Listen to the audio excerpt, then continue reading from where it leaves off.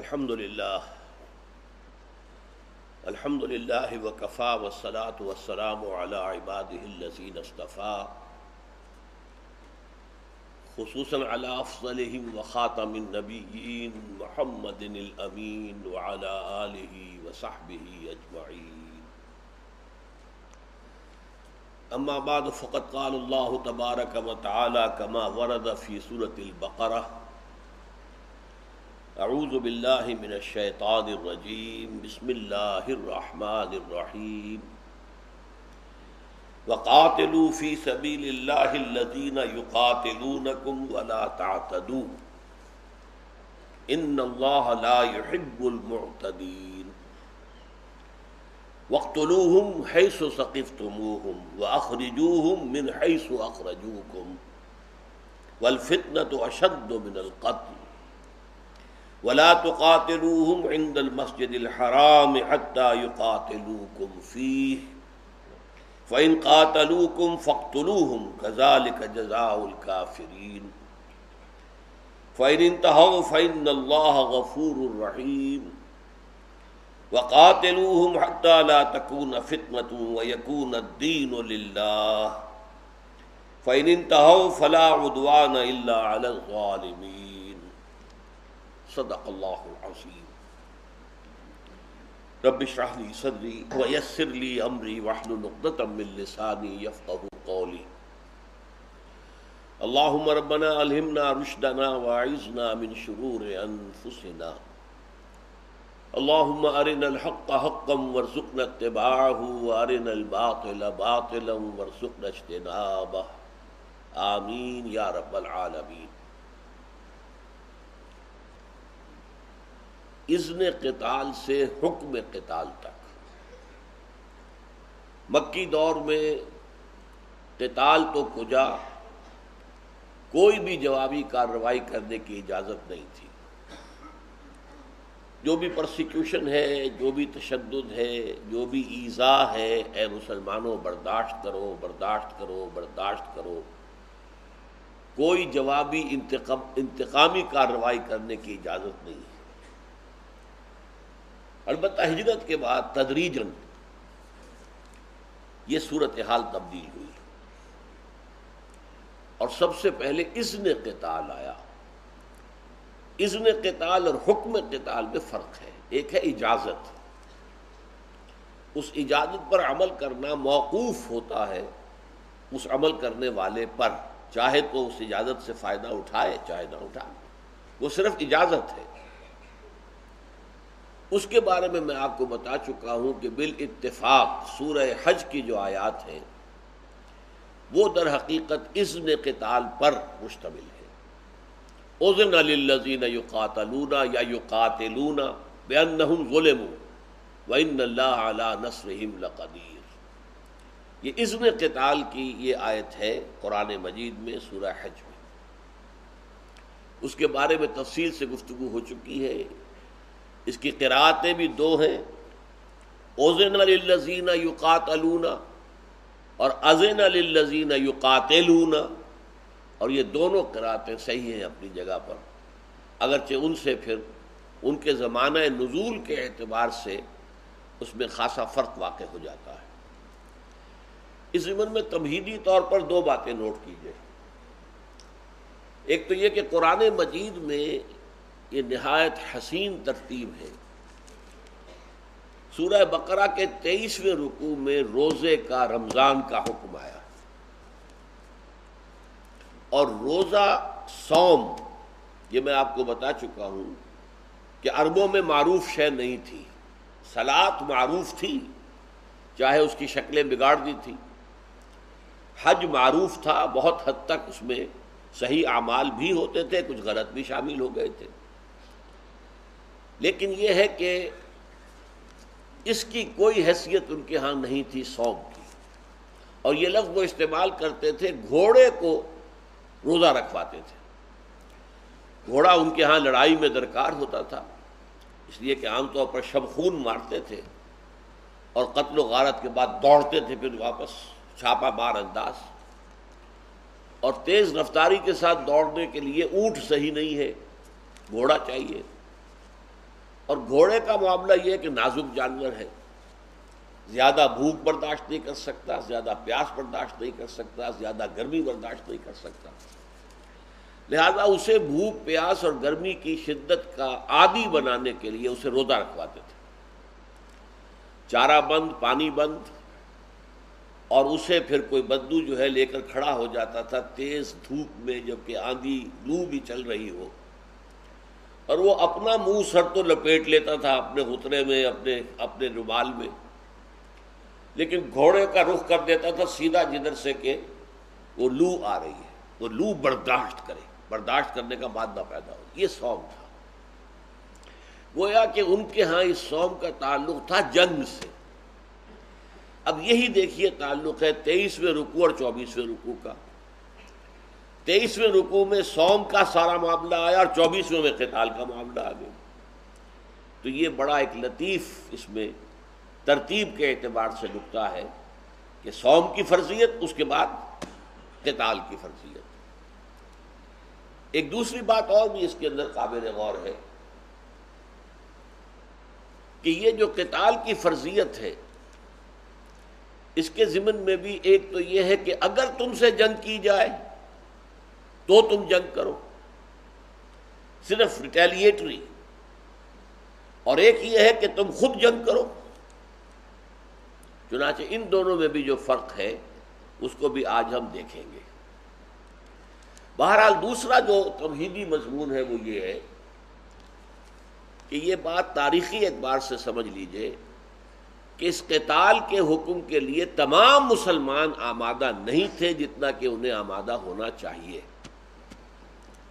جہاں تک تو مہاجرین کا تعلق تھا، وہ تو سخت ترین آزمائشوں میں سے ہو کر گزر کر آئے تھے، ویسے بھی گھر بار چھوڑ کر آ گئے تھے، ان کے لیے کوئی انہیبیشن نہیں تھی، کوئی رکاوٹ نہیں تھی، لہذا سمعنا واطعنا، لہذا ان کے لیے۔ لیکن جو ابھی لوگ مدینے میں ایمان لائے تھے، ظاہر بات ہے کہ مدینے کے لوگوں کو ویسی سختیاں دیکھنی ہی نہیں پڑی جس طریقے سے کہ مہاجرین نے سختیاں دیکھی 12 برس تک مکے میں۔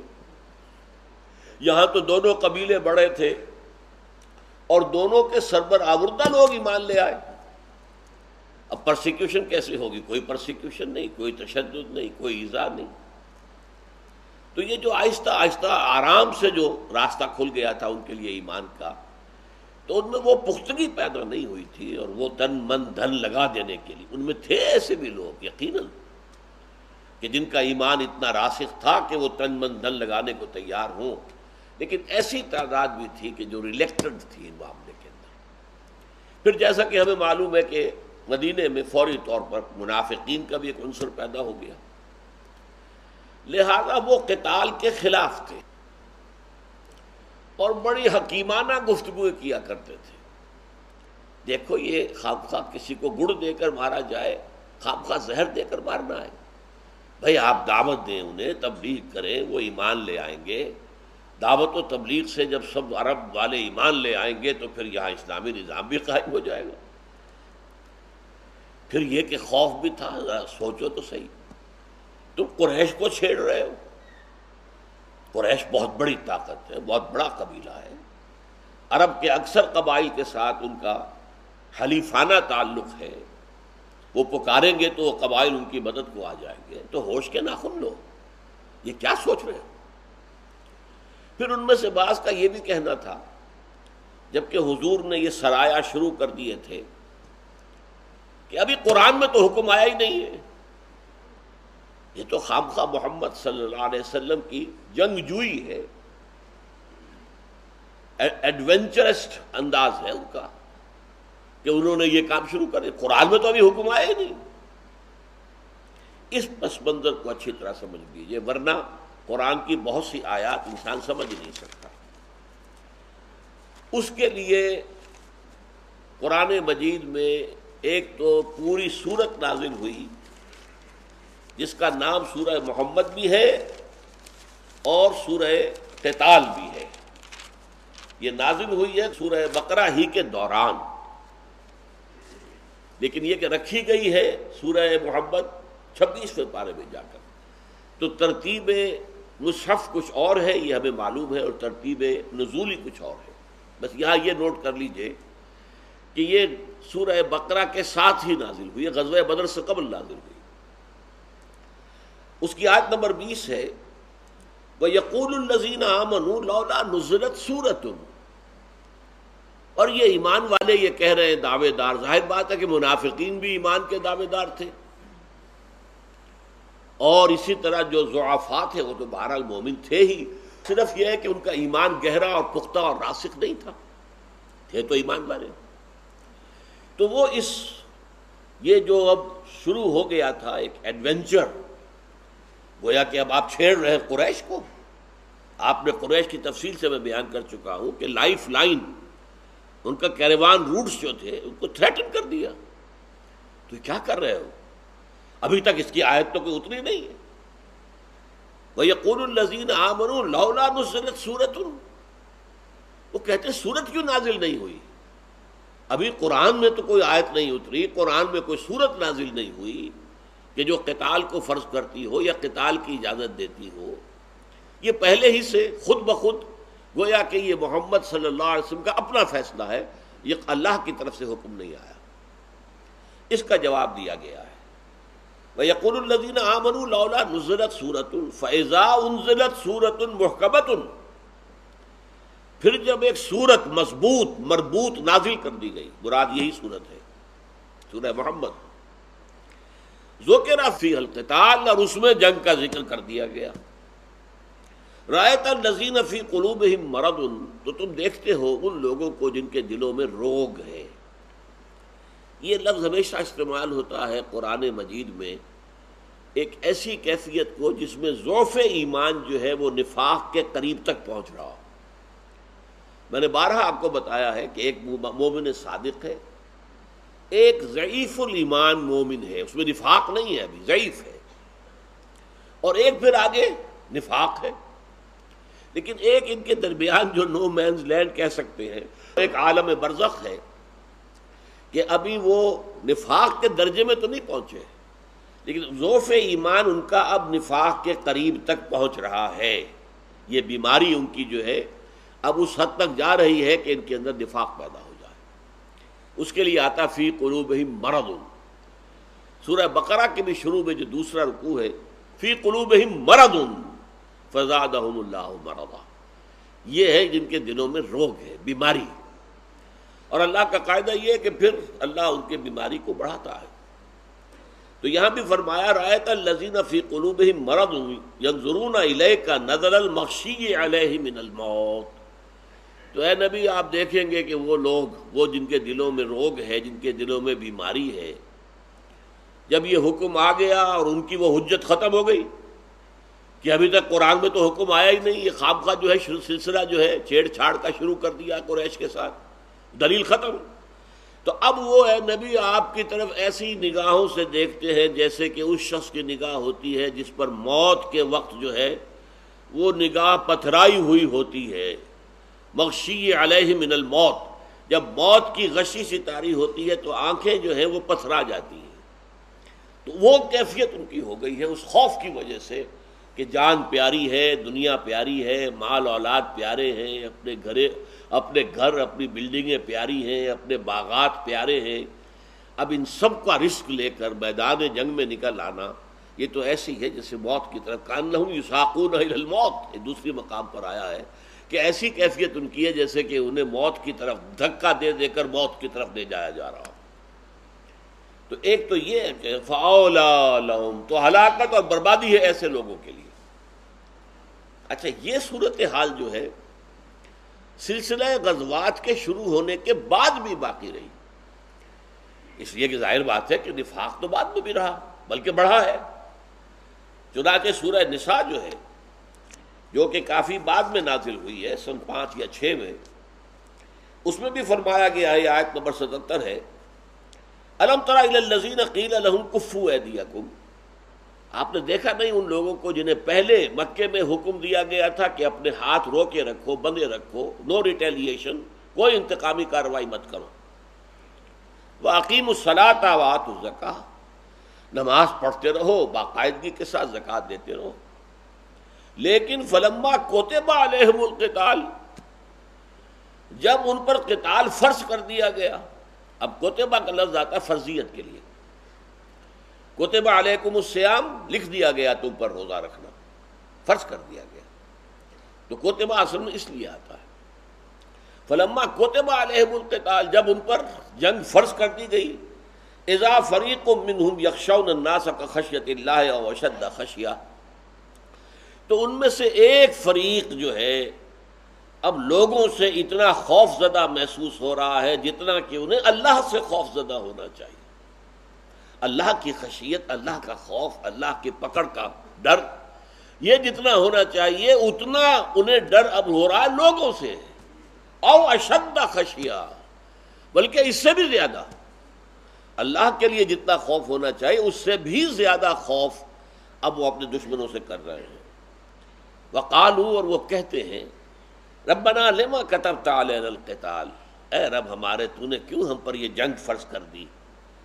لولا اخرتنا الى اجل قریب، تو نے کیوں نہ ابھی ہمیں مؤخر کر دیا ایک قریب کی مدت تک، اور ذرا مہلت دیتا ہمیں، اور سال دو سال ذرا صرف دعوت اور تبلیغ چلتی رہتی اور یہ جنگ کی نوبت نہ آتی. لولا اخرتنا الى اجل قریب قل متاع الدنیا قلیل. اے نبی ان سے کہہ دیجئے دیکھو دنیا کا ساز و سامان قلیل ہے، حقیر ہے، کوئی حیثیت نہیں. تم چند سال اور جی لو گے پھر مرنا ہے، 10 12 15 سال جی لو گے پھر مرنا ہے. کیا ہے یہ حقیقت زندگی کی؟ وہ تو جس قدر جلد بندہ مومن کا معاملہ تو یہ ہوتا ہے کہ وہ اپنے رب کے حضور میں حاضر ہونے کے لیے بےتاب ہوتا ہے. نشان مرد مومن بات تو گویم جو مرگ آیت تبسم پر دبے اس. ایک مرد مومن کی نشانی میں تمہیں بتاؤں کہ جب موت آتی ہے تو اس کے لبوں پر مسکراہٹ ہوتی ہے کہ اب میں اپنے رب کے حضور میں حاضر ہوں گا، جہاں مجھے خلعتیں ملیں گی، مجھے انعامات سے نوازا جائے گا، میری وفاداریوں کا، میری سرفروشیوں کا، میری جانفشانیوں کا، میری مشقتوں کا، میری محنتوں کا صلہ اور اجر ملے گا. لہذا موت ان کے لیے کوئی خوفناک شے نہیں ہے.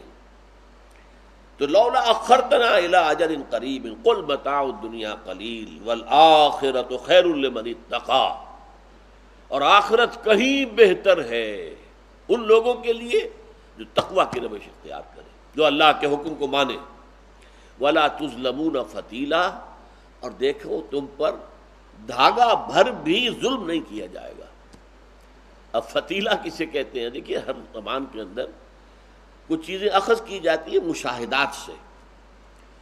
آپ نے دیکھا ہوگا کھجور کو جب آپ کھولتے ہیں تو جو گٹھلی ہوتی ہے اس کی ایک ناف ہوتی ہے، وہاں سے ایک چھوٹا سا دھاگا نکل کر وہ گٹھلی میں جاتا ہے. جیسے کہ بچے کی ناف ہوتی ہے اور وہ اپنے اس ناف کے ذریعے سے، نال کے ذریعے سے ماں کے جسم کے ساتھ منسلک ہے، اسی طرح سے وہ ایک چھوٹا سا دھاگا، چھوٹا سا. تو کسی شے کے بہت چھوٹے ہونے، بہت حقیر ہونے کے لیے وہ لفظ جو ہے عربی زبان میں اختیار کر لیا گیا. وَلَا يُظْلَمُونَ فَتِيلًا، اتنا بھی ظلم نہیں کیا جائے گا ان پر کہ ان کے اعمال، ان کی مساعی، ان کی جد و جہد، ان کی کوششوں کو اللہ تعالیٰ نظر انداز کر دے، ان کا بدلہ نہ دے. نہیں، لا يُظْلَمُونَ فَتِيلًا. اسی طریقے سے اب دیکھیے سورہ بقرہ میں بھی اسی کراہت جو ہے قتال اس کا ذکر ہو رہا ہے. کتب علیکم القتال وہو کرہ لکم، یہ آیت نمبر 216 پڑھ رہا ہوں سورہ بقرہ. اے مسلمانوں اب تم پر قتال فرض ہو گیا ہے اور وہ تمہیں برا لگ رہا ہے. بہرحال جنگ خوش آئند شے نہیں ہے، جان ہتھیلی پر رکھ کے نکلنا ہوتا ہے نا. وہ تو آ گئے تو بونس ہے، سمجھیے آ گئے واپس تو ایک نئی زندگی مل گئی. ورنہ جنگ کے لیے آدمی جاتا ہے تو گویا کہ موت کی تیاری کر کے جاتا ہے. تو کتب علیکم القتال وہو کرہ لکم، کتبہ پھر دیکھیے وہی آیا، کتبہ لکھ دی گئی، یعنی فرض کر دیا گیا تم پر جنگ. وہو کرہ لکم، کرہ کراہت سے بنا ہے، تمہیں وہ بہت ناپسند ہے. اب دیکھیے وہ بات آ رہی ہے جو ایمان کا بہت ہی اہم لازمی نتیجہ ہے. وَعَسَىٰ أَن تَكْرَهُوا شَيْئًا وَهُوَ خَيْرٌ لَكُمْ، دیکھ لو ہو سکتا ہے تم کسی چیز کو ناپسند کرو حالانکہ اسی میں تمہارے لیے خیر ہو. وَعَسَىٰ أَن تُحِبُّوا شَيْئًا وَهُوَ شَرٌّ لَكُمْ، اور ہو سکتا ہے کہ تم کسی چیز کو پسند کرو حالانکہ اس میں تمہارے لیے شر ہو۔ وَاللَّهُ يَعْلَمُ وَأَنْتُمْ لَا تَعْلَمُونَ، اللہ جانتا تم نہیں جانتے۔ آپ کو محسوس ہو رہا ہے میرا حادثہ کس قدر شدید میرے ساتھ ہو گیا، یہ پتہ نہیں کہ شاید اس سے بڑے حادثے سے اللہ نے آپ کو اس چھوٹے حادثے کے ذریعے سے بچا لیا ہے۔ یہ جو سورہ کہف میں آتا ہے حضرت موسیٰ اور خضر کا واقعہ، وہ جن کی کشتی اس نے کچھ توڑ دی تھی حضرت خضر نے، وہ تو روتے ہوں گے، ہمارے تو یہی ذریعہ معاش تھا اور اس کے اندر یہ نقص واقع ہو گیا۔ اور نتیجہ کیا تھا کہ بادشاہ تمام کشتیاں ضبط کر رہا تھا، تو یہ نقص ہونے کی وجہ سے کشتی بچ گئی۔ بھائی وہ ذرا سا تختہ توڑا تھا، اس کی تو تم مرمت کر لو گے، یہ سموچی کشتی چلی جاتی تو کیا کرتے؟ تو در حقیقت اس کشتی میں یہ شگاف ہو جانا ان کے لیے نعمت تھی کہ اس کی وجہ سے ان کی کشتی جو ہے وہ بچ گئی، کہ یہ تو نکمی ہے اسے چھوڑ دو، کشتی بچ گئی۔ تو آسان تحبوا شیئا وہو شر لکم، ہو سکتا ہے تم کسی چیز کو پسند کرو اور وہ تمہارے لیے شر ہو۔ وہ بچہ جو تھا جس کو قتل کر دیا، اور والدین تو روتے ہوں گے، چیختے ہوں گے، ہمارا بچہ جو ہے اللہ نے چھین لیا، لیکن حضرت خضر کیا بتا رہے، یہ بچہ جوان ہو کر سرکش بنتا، اپنے والدین کو ستاتا، سوہان روح بن جاتا، تو اللہ نے یہ چاہا کہ اس کو تو اٹھا لے اور ان کے لیے اچھی اولاد عطا کرے۔ تو بظاہر شر ہے اس میں خیر ہے، بظاہر خیر ہے اس میں شر ہے۔ واللہ یعلم وانتم لا تعلمون، اللہ جانتا ہے تم نہیں جانتے۔ یسألونک عن الشہر الحرام قتال فیہ، اور اے نبی یہ آپ سے پوچھتے ہیں کہ اشہر حرم کے اندر حرام مہینوں میں جنگ کرنا کیسا ہے؟ قل قتال فیہ کبیر وصد عن سبیل اللہ وکفر بہ والمسجد الحرام واخراج اہلہ منہ اکبر عند اللہ۔ یہ مسئلہ اصل پیش آیا تھا جو میں نے آپ کو بتایا تھا کہ جو سریہ نخلہ ہوا تھا، حضور نے 12 آدمیوں کا ایک دستہ عبداللہ ابن جحش رضی اللہ تعالیٰ عنہ کی سرکردگی میں بھیج دیا، اور ایک مہر شدہ خط دے دیا گیا کہ 2 دن کی مسافت پر یہاں سے جا کر پھر کھولنا، پھر دیکھنا اس میں کیا لکھا ہے۔ وہ 2 دن کی مسافت طے کر کے مکے کی طرف کھولا تو اس میں لکھا تھا تم نخلا جاؤ سیدھے، وہاں قیام کرو اور قریش کی نقل و حرکت سے ہمیں مطلع کرو۔ حضرت عبداللہ ابن جاش نے کہا کہ بھائی اس قدر مشکل کام ہے یہ، مکے سے بھی آگے جانا، ظاہر بات ہے کہ مدینے سے مکہ جو ہے وہی کوئی 250 میل ہے، اور آگے جائیں اور ہم دور ہو جائیں گے مدینے سے، تو بھائی میں تو جاؤں گا جو حکم ہے، اب جو شخص اس میں نہ جانا چاہے وہ واپس چلا جائے۔ وہ سب کے سب تیار ہو گئے، نہیں جائیں گے، اللہ کے رسول کا حکم ہے جائیں گے۔ 6 اونٹ لیے گئے تھے، ایک 2 آدمیوں کے حصے میں ایک اونٹ، وہ ایک اونٹ گم ہو گیا تو 2 حضرات پیچھے رہ گئے، باقی 10 پہنچ گئے۔ اب وہاں اتفاقاً یہ ہوا کہ قافلہ آ گیا، اس قافلے کے بارے میں پہلے یہ سوچتے رہے کہ ہم اس پر حملہ کریں یا نہ کریں۔ کل 4 آدمی تھے، اس میں کوئی زیادہ آدمی بھی نہیں تھے، اور کچھ اونٹ تھے جن پہ کشمش لدی ہوئی تھی، چمڑے لدے ہوئے تھے اور خاصی قیمتی چیزیں لدی ہوئی تھی۔ تو ان میں جو 4 آدمی ان کے ساتھ تھے وہ در حقیقت عبداللہ ابن مغیرہ ایک بڑا سردار تھا قریش کا، اس کے 2 تو بیٹے تھے عثمان اور نوفل، اور 2 ان کے آزاد شدہ غلام تھے، جن کے اندر ایک جو ہے وہ عمرو بن الحضرمی تھا، دوسرا حکیم بن کیسان۔ یہ 4 آدمی مسلمانوں نے سوچا ہم کیا کریں، حملہ کریں نہ کریں، اور رجب کا وہ آخری دن تھا، اور رجب جو ہے وہ مہینہ ہے حرام، اس میں جنگ ہو نہیں سکتی۔ تو آپس میں مشورہ کیا، انہوں نے سوچا اگر ہم نے اس ایک دن کو چھوڑ دیا تو اگلے دن تو یہاں سے نکل جائیں گے ہماری گرفت سے، کرو حملہ اللہ کا نام لے کے۔ ایک تیر مارا ایک ساتھی نے، تو ان میں سے ایک جو ہے وہ قتل ہو گیا۔ نوفل وہاں سے بھاگ نکلا، غلاموں میں سے ایک قتل ہوا اور ایک چلا گیا، 2 کو یہ پکڑ کر لے آئے۔ حضور کے سامنے وہ سارا مال غنیمت بھی پیش کیا اور یہ غلام بھی۔ حضور نے فرمایا دیکھو میں نے تمہیں جنگ کی اجازت نہیں دی تھی،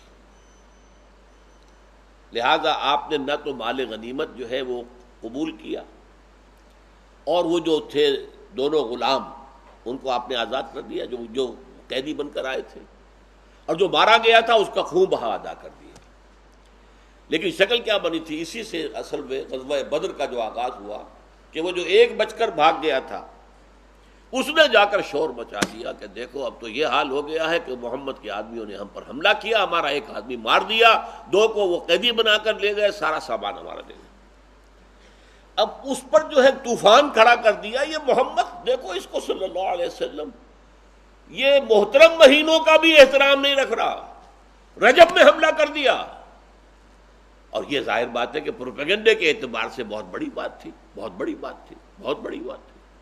اس کا جواب دیا جا رہا ہے، یسألونک عن الشہر الحرام قتال فیہ، اے نبی آپ سے پوچھ رہے ہیں کہ حرام مہینوں میں جنگ کرنا کیسا ہے؟ قل قتال فیہ کبیر، کہہ دیجئے کہ ہاں اس میں جنگ کرنا یقیناً ایک بڑی حرکت ہے، بری حرکت ہے، غلط کام ہے، لیکن وصد عن سبیل اللہ، اللہ کے راستے سے روکنا، وکفر بہ، اس کا کفر کرنا، والمسجد الحرام، اور مسجد حرام سے لوگوں کو روکنا، واخراج اہلہ منہ، اور وہاں کے لوگوں کو وہاں سے نکال دینا، یہ جو قریش کے جرائم تھے، اکبر عند اللہ، یہ جرائم کہیں زیادہ بڑے ہیں اس جرم سے کہ صرف یہ رجب کے آخری دن میں جو ہے یہ مسلمانوں نے جنگ کر لی ہے۔ یہ بھی غلط، اس میں کوئی شک نہیں، غلط ہے۔ اسی لیے خون بہا بھی دے دیا گیا، غلام جو قیدی تھے وہ بھی چھوڑ دیے گئے، لیکن یہ کہ یہ جرائم جو انہوں نے کیے ہیں یہ کوئی چھوٹے جرائم ہیں۔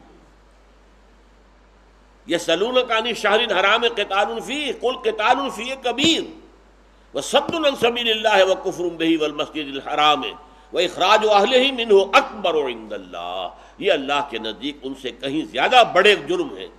والفتنۃ اشد من القتل، اور جان لو کہ یہ فتنہ جو ہے اللہ کے راستے سے روکنا، اللہ کے راستے میں آنے والوں کو ستانا، یہ قتل سے کہیں بڑا جرم ہے۔ ولا یزالون یقاتلونکم حتی یردوکم عن دینکم ان استطاعوا، اور اے مسلمانوں اس پروپیگنڈے سے متاثر نہ ہو، یہ لوگ تو ڈٹے رہیں گے، تلے رہیں گے کہ وہ تمہیں اپنے دین سے واپس پھیر کر لے جائیں اگر ان کے اندر جان ہو۔ وَمَن يَرْتَدِدْ مِنْكُمْ عَنْ دِینِهِ، لیکن تم میں سے جو کوئی بھی اپنے دین سے واپس چلا گیا، فَيَمُتْ، اور پھر مر گیا، وَهُوَ كَافِرٌ، حالت کفر میں، وَأُولَٰئِكَ أَصْحَابُ النَّارِ هُمْ فِيهَا خَالِدُونَ، تو وہ تو پھر جہنم والے ہیں، اس میں ہمیشہ ہمیشہ رہیں گے۔ تو یہ میں نے آپ کے سامنے رکھا ہے قتال کے ضمن میں جو ریلیکٹنس تھی، جس طرح سے کہ بعض عناصر جو ہیں یہ سمجھ رہے تھے کہ ابھی یہ سلسلہ شروع نہیں ہونا چاہیے، وہ نقشہ سامنے آ گیا۔ اب ہم جو آیات میں نے پڑھی تھی پچھلی مرتبہ بھی اور آج بھی، اگلی نشست میں ان پر گفتگو ہوگی۔ بارک اللہ لی ولکم فی القرآن العظیم ونفعنی وإیاکم بالآیات والذکر الحکیم۔